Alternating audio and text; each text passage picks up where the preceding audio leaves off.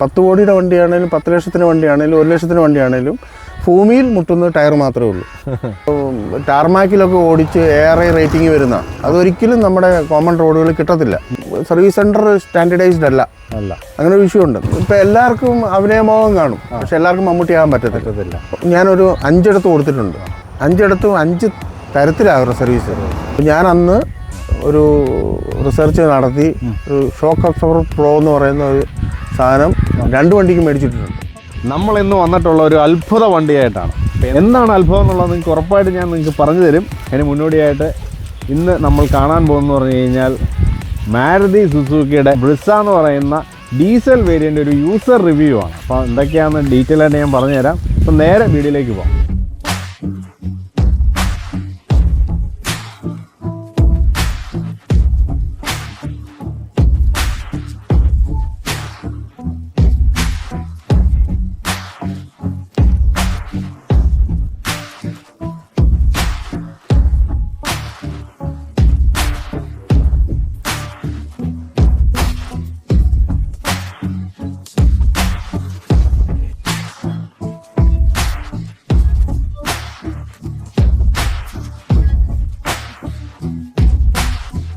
നമുക്ക് second hand വണ്ടികളിൽ ഏറ്റവും കൂടുതൽ മൂവ് ചെയ്യുന്ന കുറച്ച് വണ്ടികളിലൊന്നാണ് മാരുതിയുടെ തന്നെ ബ്രിസ എന്ന് പറയുന്ന വണ്ടി. അതും ഡീസലാകുമ്പം എല്ലാവർക്കും ഭയങ്കര താല്പര്യം കൂടെയാണ്.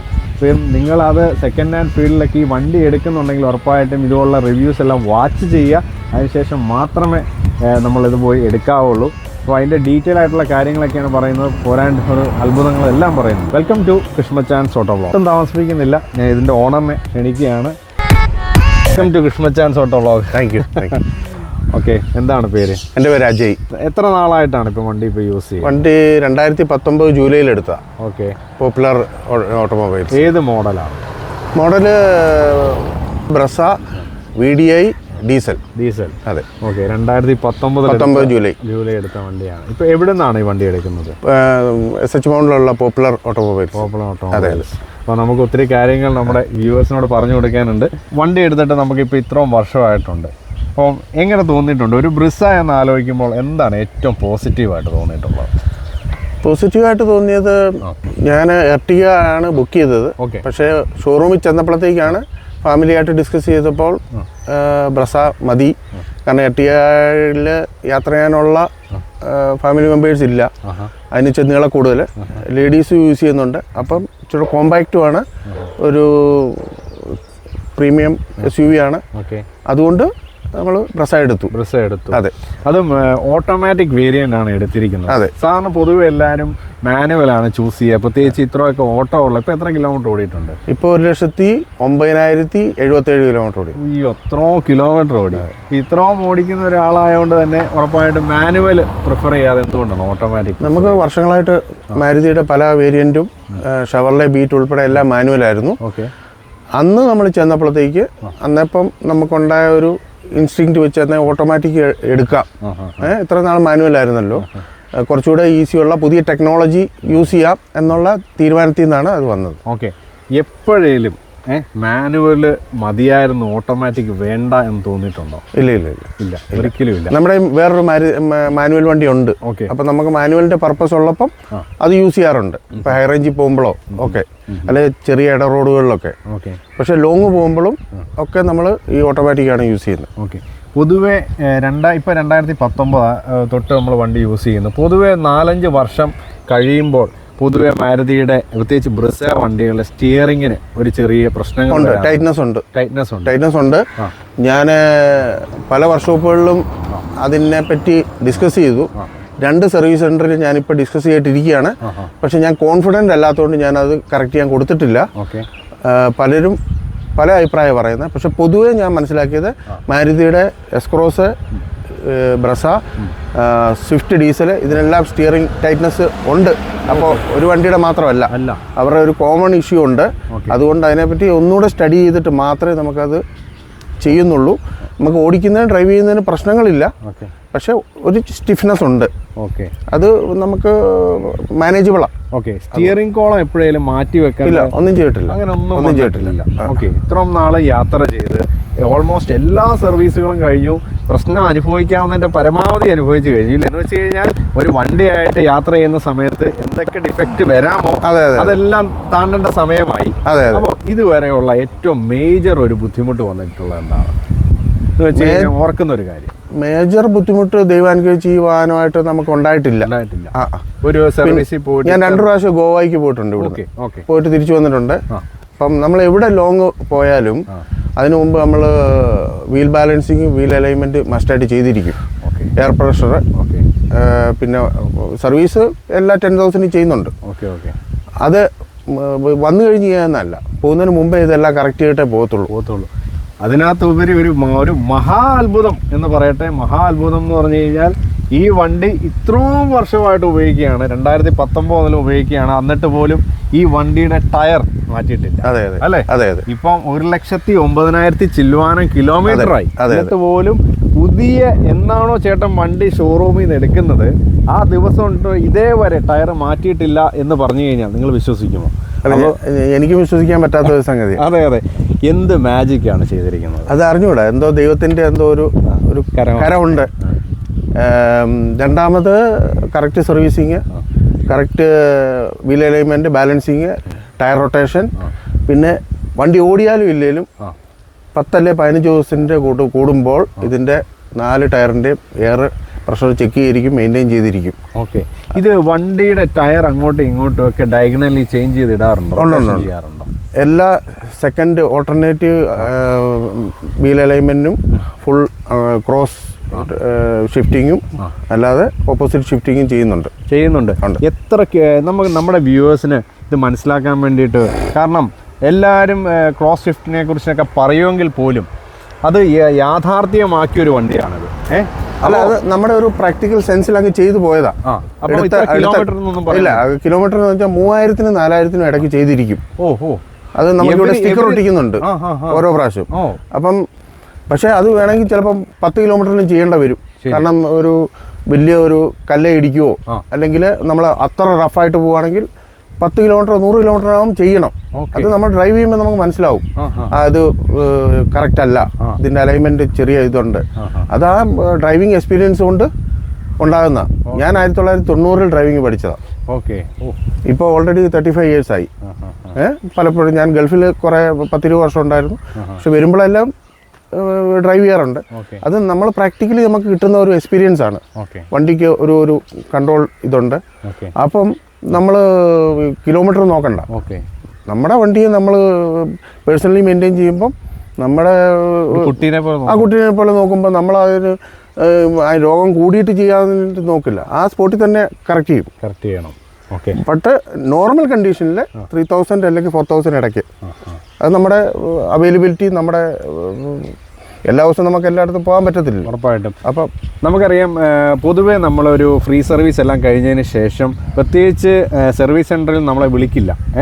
ഇത് നിങ്ങളുടെ സർവീസ് ആയി എന്നൊക്കെ പറഞ്ഞ് ആ ഒരു ചൂടോടെ വിളിക്കില്ല. അവരെല്ലാം പുതിയ കസ്റ്റമേഴ്സിൻ്റെ പുറകെ. എപ്പോൾ കറക്റ്റായിട്ട് ഒരു ഇത്ര കിലോമീറ്റർ കഴിഞ്ഞ് സർവീസ് എല്ലാം കറക്റ്റായിട്ട് ചെയ്തിരുന്നോ? പിന്നീട് എല്ലാ 10,000 ചെയ്യുന്നുണ്ട്. അത് ചിലപ്പോൾ 9500 ആയിരിക്കും. 10,000 എന്തായാലും കടന്നു പോകത്തില്ല. അതിന് മുമ്പായിട്ട് ചെയ്യും. ഓക്കെ. അതെ. അപ്പോൾ അതുപോലെ തന്നെ ഒരു കാര്യം പറയാം, ഡ്രൈവിംഗ് പാറ്റേണിനെ കുറിച്ച് 1-2-3 പോയിന്റ്സ് എന്നോട് പറഞ്ഞത് എന്താണ് ആ ഡ്രൈവിംഗ്? ഇപ്പം ഓൾറെഡി ഓട്ടോമാറ്റിക് ഗിയർ ബോക്സിന്റെ കാര്യത്തിനെ കുറിച്ചും അതിനെ കുറിച്ച് എന്താണ് പറയാനുള്ളത്? ഈ വണ്ടിക്ക് 1.3 ലിറ്ററിന്റെ കപ്പാസിറ്റിയേ ഉള്ളൂ. അതിന്റെ BHP ഉള്ളൂ. അതിന്റെ ഇത്രയേ ഉള്ളൂ. അത് നമുക്കറിയാം. അത് ഈ സെയിം എഞ്ചിന് ഇത് ഫസ്റ്റ് ഇൻട്രൊഡ്യൂസ് ചെയ്ത ഫിയറ്റാ. അത് കഴിഞ്ഞാണ് മാരുതി ഇത് മാനുഫാക്ചർ ചെയ്യാൻ തുടങ്ങിയത്. ഇതേ same engine Brezza, S-Cross, Swift, Ertiga, ഇതിലെല്ലാം അവർ ഇറക്കിയിരുന്ന സിംഗിൾ എഞ്ചിൻ ഡിഫറെൻറ്റ് മോഡൽസ്. പക്ഷെ നമുക്ക് എന്താണോ റിക്വയർമെൻറ്റ്, നമ്മുടെ യൂസിനുള്ള പവർ ഇത് മതി, നമുക്കിത് മതി, ഇതിൽ നമ്മൾ സാറ്റിസ്ഫൈഡാണ്. പവർ കൂടിയ വണ്ടികളും പുതിയ മോഡൽസ് എല്ലാ മാസവും ഇറങ്ങുന്നുണ്ട്. പക്ഷെ നമുക്ക് അങ്ങനെ എപ്പോഴും മാറേണ്ട കാര്യമില്ല. നമുക്ക് ഇപ്പം കൂടുതൽ റിക്വയർമെൻ്റ് ഉണ്ടെങ്കിൽ വേറെ വണ്ടി എടുത്തേനെ. നമ്മുടെ റിക്വയർമെൻറ്റ് ഇതാണ്. നമ്മുടെ ഒരു ചെറിയ ഫാമിലിയാണ്, നമ്മുടെ യാത്രകളും ഇങ്ങനെയാണ്.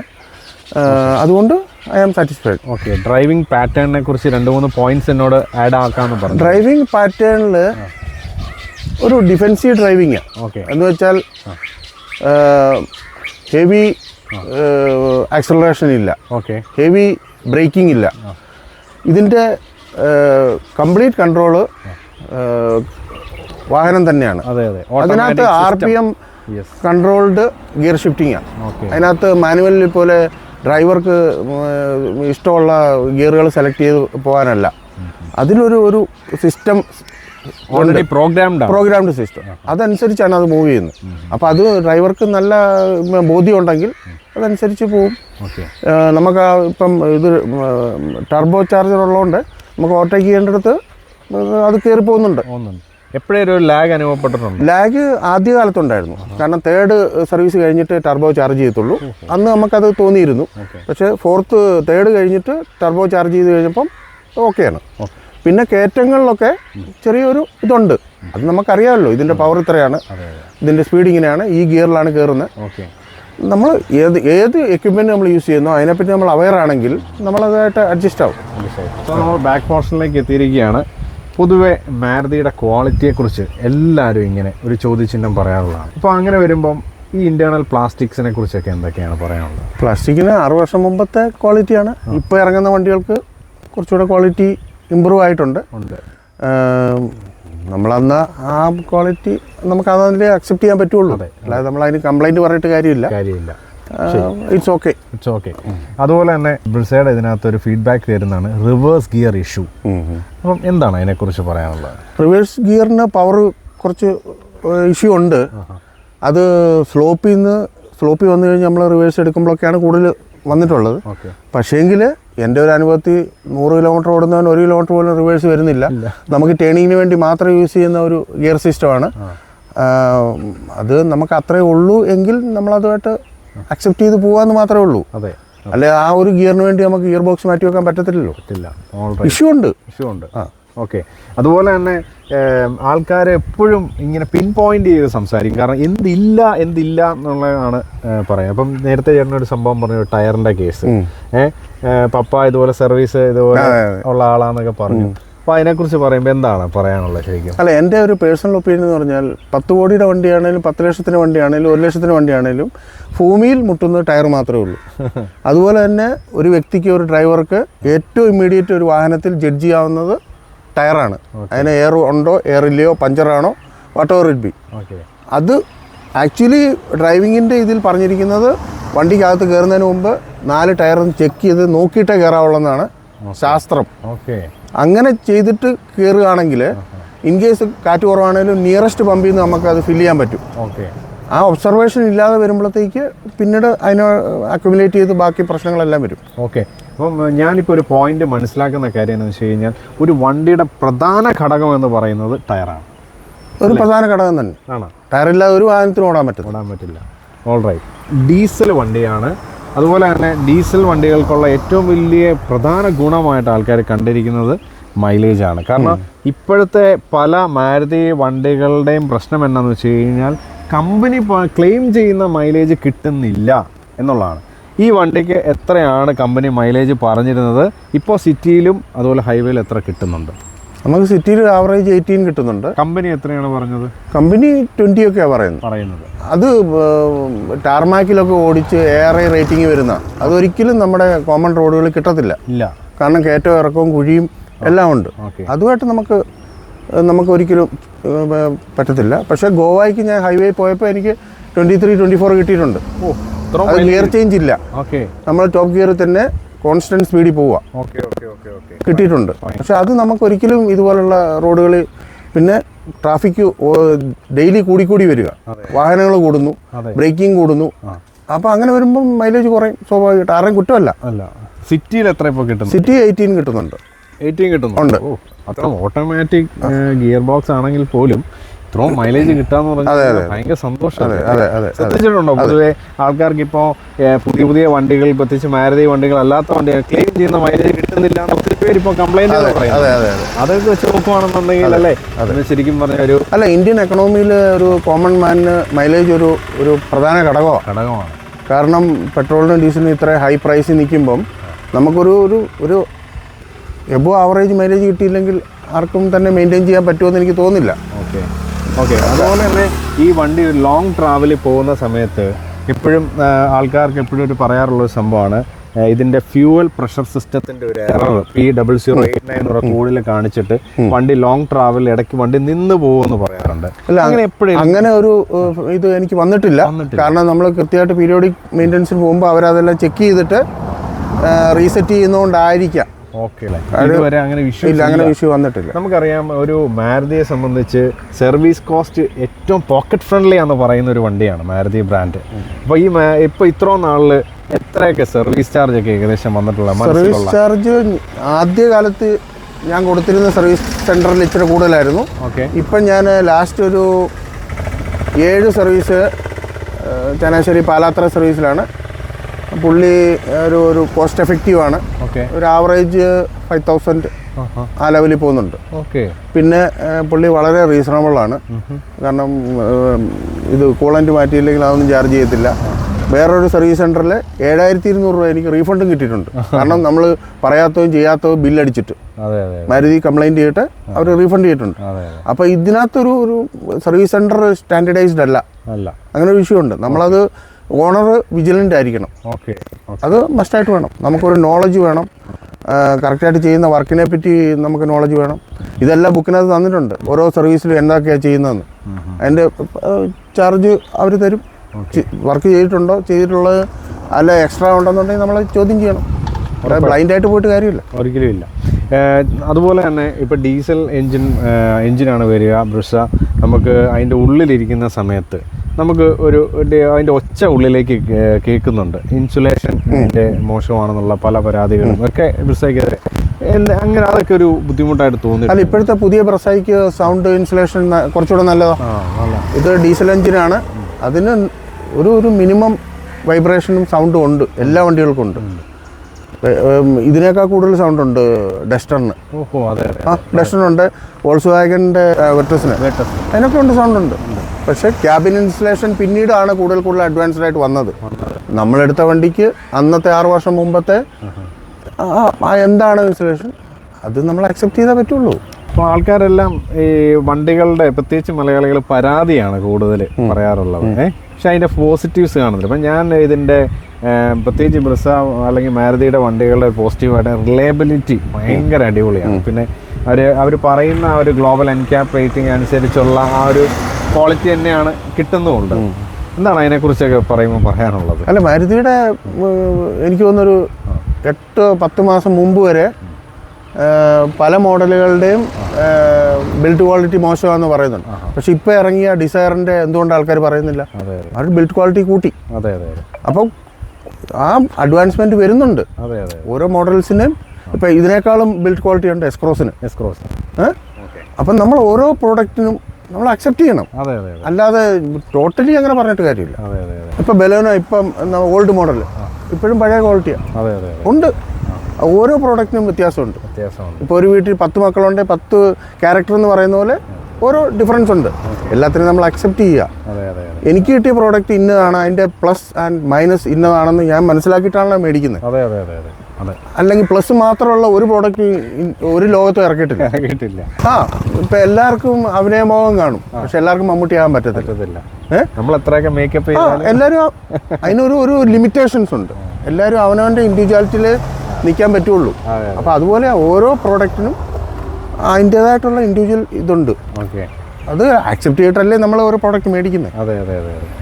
Okay, all right. സർവീസിനെ കുറിച്ചാണ് എൻ്റെ ചോദ്യം. പൊതുവേ ഇപ്പം ഇത്ര 2019 എടുത്ത് ഇവിടം വരെയായി, 2026 എത്തുന്നു. എങ്ങനെയുണ്ട് സർവീസ് പാറ്റേൺ ഒക്കെ? സർവീസ് പാറ്റേൺ മാരുതിയുടെ, ടൊയോട്ടയുടെ, ഹോണ്ടയുടെ പോലെ അത്ര സ്റ്റാൻഡേർഡൈസ്ഡ് അല്ല. ഞാനൊരു 5 ഇടത്ത് കൊടുത്തിട്ടുണ്ട്. 5 ഇടത്തും 5 തരത്തിലാകും സർവീസ്. ചിലർ റീസണബിൾ അല്ലാതെ ചാർജ് ചെയ്യും, ചിലർ സർവീസിൽ ഇച്ചിരി ലാഗ് കാണും, ഇപ്പം വലിയ കുഴപ്പമില്ലാതെ ഒരു സർവീസ് സെൻറ്റർ ഞാൻ സ്ഥിരമായിട്ട് ഇപ്പോൾ കൊടുക്കുന്നുണ്ട്. ഏകദേശം എത്ര എമൗണ്ട് ഒക്കെ വ്യത്യാസം? എമൗണ്ട് 5,000, 6,000, 4,500 ആ റേഞ്ചിലൊക്കെ വരുന്നുണ്ട്. അങ്ങനെയാണ് പോകുന്നത്. Okay, alright. പിന്നെ നമുക്കറിയാം ബ്രിസ വണ്ടിയാണ്. നമുക്ക് പൊതുവെ ലോങ് യാത്രയൊക്കെ പോകുമ്പോൾ അതിൻ്റെ ഡിക്കിയിൽ നമുക്ക് സാധനങ്ങളൊക്കെ വെക്കേണ്ട ആവശ്യം വരുന്നുണ്ട്. പ്രത്യേകിച്ച് ഗോവയൊക്കെ പോയ പറയുന്നു. അപ്പോൾ എങ്ങനെയുണ്ട് എൻ്റെ ഡിക്കി സ്പേസ്? ഡിക്കി സ്പേസ് നമുക്ക് ആവശ്യത്തിനുള്ള സ്പേസ് ഉണ്ട്. ഈയിടെ അനിയത്തി വന്നപ്പോൾ ഞാൻ എയർപോർട്ടിൽ പോയപ്പോൾ 3 പെട്ടി വെക്കാനുള്ള മേളത്തെ ട്രേ മാറ്റിയിട്ട് നമ്മൾ പെട്ടി വെച്ച് ഫ്രീ ആവശ്യത്തിന് സ്പേസ് ഉണ്ട്. നമുക്ക് ബാക്കിലിരിക്കുന്ന സമയത്ത് പല ആൾക്കാരും ഒരു ഒലച്ചലിനെ കുറിച്ച് പറയുന്നുണ്ട്. കാരണം ഒരു ബോക്സി ടൈപ്പ് വണ്ടിയാണ്. അപ്പോൾ ഇങ്ങനെ ബാക്കിൽ നമുക്ക് ഇങ്ങനത്തെ ഒരു മാരുതിയുടെ പൊതുവേ ഇത് എർട്ടിഗ ആദ്യകാലത്ത് ഇറങ്ങിയതിൻ്റെ ഒക്കെ സസ്പെൻഷൻ അത്ര ഇതല്ല, സ്മൂത്ത് അല്ല. ഇപ്പോഴത്തെ കുറച്ചുകൂടെ സ്റ്റിഫായിട്ട് വന്നിട്ടുണ്ട്. അപ്പോൾ ഞാൻ അന്ന് ഒരു റിസർച്ച് നടത്തി ഒരു ഷോക്ക് അബ്സോർബർ പ്രോ എന്ന് പറയുന്ന ഒരു സാധനം 2 വണ്ടിക്ക് മേടിച്ചിട്ടുണ്ട്. അതുകൊണ്ടാണ് നമുക്ക് കോർണറിങ്ങിലും സസ്പെൻഷനിലും ഒക്കെ കുറച്ചുകൂടെ സ്റ്റെബിലിറ്റി കിട്ടിയിരിക്കുന്നത്. ആണോ? അപ്പം ഷോക്ക് അബ്സോർബർ പ്രോ എത്ര രൂപയായിട്ടുള്ള? അത് അന്ന് 8,000 രൂപയ്ക്ക്, ഇപ്പൊ അത് 10,000 രൂപ വില. 10,000 രൂപ. അതെന്താ നമുക്കത് ചെയ്ത? അതൊരു റബ്ബറാണ്, സ്പ്രിങ്ങിൽ നമ്മൾ കയറ്റിയിടുന്നതാണ്. ഓക്കെ. അതിന് അവർ 5 year വാറണ്ടിയാണ് പറയുന്നത്. Okay. But it will last more than 8 years. Imported സാധനമാണ്, ഇന്ത്യൻ മെറ്റീരിയൽ അല്ല, ഇമ്പോർട്ടഡ് ആണ്. അതിൻ്റെതായിട്ടുള്ള ക്വാളിറ്റി ഉണ്ട്, അതിൻ്റെതായിട്ടുള്ള വ്യത്യാസമുണ്ട്. ഈ ടയർ മൈലേജ് ഇത്രയും കിട്ടാനുള്ളതിൻ്റെ ഒരു 40% അതിൻ്റെ ഹെൽപ്പ് ഉണ്ടെന്ന് ഞാൻ വിശ്വസിക്കുന്നുണ്ട്. ഇതൊക്കെ നമുക്കൊരു ടിപ്പാണ് കേട്ടോ. ഇങ്ങനെയുള്ള സാധനങ്ങളൊക്കെ നമുക്ക് അറിയുന്നില്ലെങ്കിൽ പോലും ഇതുപോലെ ഓരോരുത്തർ പറയുമ്പോഴാണ് നമുക്ക് മനസ്സിലാവുന്നത്. ഞാൻ പല വ്യക്തികളോടും പറഞ്ഞു, മാരുതി വാഹനങ്ങൾക്ക് അങ്ങനെയുള്ള ഇത് ആവശ്യമാണ്. ഉണ്ടായിക്കോ ടൊയോട്ടയ്ക്കോ ഹോണ്ടയ്ക്കോ ആവശ്യമില്ല. കാരണം അവരുടെ സസ്പെൻഷൻ റിജിഡാണ്, നല്ല സ്ട്രോങ്ങാണ്, ഇൻ്റർനാഷണൽ സ്റ്റാൻഡേർഡാണ്. പക്ഷേ നമുക്ക് പറയാനേ ഉള്ളൂ, അവർ വേണമെങ്കിൽ അവർ മേടിച്ച് യൂസ് ചെയ്യും, ഇല്ലെങ്കിൽ വേണ്ട. ഓക്കെ. ഇത് ഇപ്പം ഈ ഒരു പ്രോ എന്ന് പറയുന്ന ഈ ഒരു എലമെന്റ് 4 സ്പ്രിങ്ങിൽ 4 ഷോക്ക് അബ്സോർബറിലും സ്പ്രിംഗ് കോയിലിൽ ഇട്ടിട്ടുണ്ട്.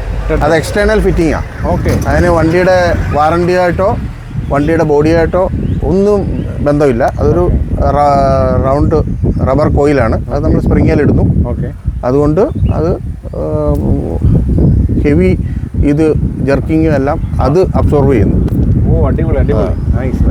അപ്പം ഇത്രയും അതൊരു വലിയ ഇൻഫർമേഷൻ തന്നെയാണ് നമുക്ക് കിട്ടിയിരിക്കുന്നത്. ചേട്ടനെ ഒരു സാധാരണ പോകുന്ന ഒരു സ്പീഡ് എത്രയാണ്? സ്പീഡ് വഴി നോക്കി നമുക്ക് വാഹനം ഓടിക്കാൻ പറ്റുള്ളൂ. അല്ലാതെ നമ്മളൊരു കാൽക്കുലേറ്റഡ് ആയിട്ട് ഒരു റോഡിലും യൂസ് ചെയ്യാൻ പറ്റത്തില്ല. വേളാങ്കണ്ണിക്ക് പോകുമ്പോൾ ഹൈവേയിൽ 110 ഓടിച്ചിട്ടുണ്ട്. ഇവിടെ ഇപ്പം നമ്മളെല്ലാവരും ഒരു പർപ്പസിന് പോകുന്ന, നമുക്ക് എളുപ്പം ചെല്ലണമെന്ന് ആഗ്രഹം. പക്ഷേങ്കിൽ ഇപ്പോഴത്തെ റോഡ് കണ്ടീഷനും ഇപ്പം അറിയാമല്ലോ, പുതിയ ഡ്രൈവേഴ്സ് എല്ലാം വണ്ടിയായിട്ട് ഇറങ്ങുക. അതിലേറ്റവും കൂടുതൽ സ്ത്രീജനങ്ങളാണ്. അവർ ഭയങ്കര സ്റ്റഡിയായിട്ട് പെർഫെക്റ്റായിട്ട് പോകത്തുള്ളൂ. അപ്പോൾ നമുക്ക് അതനുസരിച്ച് സ്പീഡ് കൺട്രോൾ ചെയ്താൽ പോകാൻ പറ്റുള്ളൂ. പിന്നെ റോഡ് കണ്ടീഷൻ സ്മൂത്താണ്, വണ്ടികളില്ല, ഫ്രീ ആണെന്നുണ്ടെങ്കിൽ നമ്മൾ ഇച്ചിരി സ്പീഡിൽ പോകും. ഇല്ലെങ്കിൽ 40 to 60 ആ ലെവലിൽ പോകാൻ പറ്റുള്ളൂ. ഇൻ കേസ് നമ്മൾ സ്പീഡ് കൂട്ടിയാലും മേ ബി ഹാർഡ്ലി 1 kilometer. അത് കഴിയുമ്പോൾ വളവും തിരിവും വണ്ടികളും വരുമ്പോൾ നമ്മൾ സ്ലോ ഡൗൺ ആവും. ഫൈനൽ സ്റ്റേജിലേക്ക് വരുമ്പോൾ ഞാൻ കമ്പാരിസൺ ചെയ്യാൻ പോകുന്നത് ഏറ്റവും പുതിയ മാരുതി വിറ്റാര ബ്രീസ. പെട്ടെന്ന് പ്രത്യേകിച്ച് ഹൈബ്രിഡ് വരെ ഇറങ്ങിയിരിക്കുകയാണ്. ഈ ഹൈബ്രിഡ് വേരിയൻറ്റ് വരെ നമ്മൾ റിവ്യൂ ചെയ്തിരുന്നു. നിങ്ങൾ കണ്ടിട്ടില്ലെങ്കിൽ ക്ലിക്ക് ചെയ്ത് വാച്ച് ചെയ്യണം. കാരണം ആ ഒരു ഹൈബ്രിഡ് വേരിയൻറ്റ് വന്നിട്ട് പോലും പെട്രോൾ ആണെങ്കിൽ പോലും അവർ ക്ലെയിം ചെയ്ത മൈലേജ് അവർ കിട്ടുന്നില്ല എന്നുള്ള പരാതി യൂസർ പറഞ്ഞിരുന്നു. ഒരു ലേഡിയാണ് നമ്മുടെ റിവ്യൂവിൽ പറഞ്ഞതാണ്. ആ വിഷ്വൽ കാണുക. അപ്പോൾ ഞാനിപ്പം ആ ഒരു പുതിയൊരു വിറ്റാര ബ്രിസയും അല്ലെങ്കിൽ പഴയ ബ്രിസയും തമ്മിൽ, ഇത് ഡീസലാണെന്ന് അറിയാം, എന്നിരുന്നാൽ പോലും ഇപ്പോൾ ഡീസൽ ഇറങ്ങുന്നില്ലല്ലോ. അപ്പോൾ വേണമെങ്കിൽ ഹൈബ്രിഡ് ആയിട്ട് തന്നെ കമ്പാരിസൺ നടത്തി. കാരണം ഹൈബ്രിഡിന് കൂടുതൽ മൈലേജ് ആവശ്യപ്പെടുന്നുണ്ട്.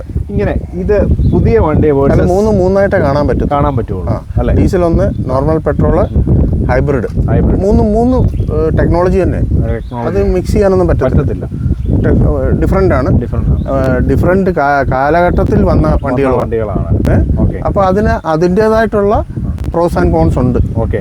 അപ്പോൾ ഞാനൊന്ന് പുതിയ വണ്ടിയുടെ മൈലേജും പഴയ വണ്ടിയുടെ മൈലേജും തമ്മിലൊരു വേഴ്സസ് ഒന്ന് കമ്പാരിസൺ നടത്തുന്നത്. എന്താണ് പറയാനുള്ളത്? നമ്മുടെ ഇത് കഴിഞ്ഞ ഇറങ്ങിയ പെട്രോളിന് കമ്പനി ക്ലെയിം ചെയ്യുന്നത് 15-16 ഒക്കെയാണ്. പക്ഷേ 19 വരെ ക്ലെയിം ചെയ്യുന്നത് ഹൈബ്രിഡ്. ഹൈബ്രിഡിന് 90. ഹൈബ്രിഡിന് അതിൽ കൂടുതൽ കിട്ടണം. ആ. കാരണം അത്രയും പ്രൈസ് കൊടുത്ത് മേടിക്കുന്ന വണ്ടി അതെ. അത്രയും കിട്ടണം. ഇപ്പോൾ ഹൈ റൈഡർ 27.97 ടൊയോട്ട ക്ലെയിം ചെയ്യുന്നത്. അതെ. അപ്പോൾ അതൊരു 25 കിട്ടിയില്ലെങ്കിൽ അത്രയും ഇൻവെസ്റ്റ് ചെയ്യുന്നതിൽ കാര്യമില്ലല്ലോ. കാര്യമില്ല. കാരണം അതിൻ്റെ ഹൈലൈറ്റ് എന്ന് പറയുന്ന മൈലേജ് തന്നെയാണ്. അതെ അതെ. ഈ ഹൈബ്രിഡ് ടെക്നോളജിയുടെ ഹൈലൈറ്റും ഇതാണ് മൈലേജ് തന്നെ. അല്ലെങ്കിൽ നമുക്ക് നോർമൽ എഞ്ചിൻ യൂസ് ചെയ്താൽ പോരെ. അപ്പോൾ അത് മൂന്ന് സെക്ടറാണ്. അതെ അതെ. അതിന് വ്യത്യാസമുണ്ട്. അപ്പോൾ ശരിക്കും പറഞ്ഞാൽ പുതിയ ജനറേഷൻ വണ്ടികളിൽ ആ ക്ലെയിംഡ് മൈലേജ് കിട്ടുന്നില്ല എന്നുള്ളത്. അപ്പോൾ അങ്ങനെ നോക്കുമ്പോൾ അതിന് 1-2 ഫാക്ടേഴ്സ് ഉണ്ട്. കറക്റ്റ് സർവീസിങ് ആയിരിക്കണം, കറക്റ്റ് ഡ്രൈവിംഗ് പാറ്റേൺ ആയിരിക്കണം, പിന്നെ എൻജിൻ തേർഡ് സർവീസ് വരെ നമുക്ക് ഇന്ന കിട്ടണമെന്ന് പറഞ്ഞിട്ട് കാര്യമില്ല. എൻജിൻ ആ റണ്ണിങ്ങിലാണ് ട്യൂണായി വരുന്നത്. പിന്നെ സർവീസ് സെൻറ്ററിൽ അവർ brake pad alignment even front ഇത് കാലിപ്പർ ടൈറ്റ് ചെയ്യുന്നവരെ മൈലേജിനെ ബാധിക്കുന്നുണ്ട്. ഉണ്ട്. എന്തെങ്കിലും ഓൾട്രേഷൻ വർക്ക് വേറെ എന്തെങ്കിലും ചെയ്തിട്ടുണ്ടോ? ഓൾട്രേഷൻ അങ്ങനെ ഒന്നും ചെയ്തിട്ടില്ല. ഒരു റിവേഴ്സ് ക്യാമറ പിടിപ്പിച്ചിട്ടുണ്ട്. പിന്നെ സൈഡിൽ 1-2 സ്റ്റിക്കറും അത് ചെയ്തു. പിന്നെ ഞാൻ ഫോഗ് ലാമ്പ് എക്സ്ട്രാ പിടിപ്പിച്ച, പിന്നെ ക്രെറ്റയുടെ ഒരു ഹോൺ വെച്ചിട്ടുണ്ട്. അത്രേ ഉള്ളൂ. All right. അപ്പോൾ ഇതാണ് നമ്മുടെ ഒരു ഫൈനൽ സ്റ്റേജിലേക്ക് വന്നിരിക്കുകയാണ്. അപ്പോൾ ഇതൊക്കെയാണ് നമ്മുടെ ഇന്നത്തെ വീഡിയോ. അതും ഭയങ്കര ഡീറ്റെയിൽ ആയിട്ടും അതും ഇത്രയും ഒരു മാസ്റ്റർഫുൾ എക്സ്പീരിയൻസ് ഉള്ള ഒരാളും കൂടെയാണ്. കാരണം എനിക്ക് അത്ര അത് ഫീൽ ചെയ്തു. അപ്പോൾ അതിനോടുള്ള ഒരു ഹൃദയത്തിൽ നിന്നുള്ള ഭയങ്കര thank you very much. Okay, bye from Krishna Machan. See you in the next video.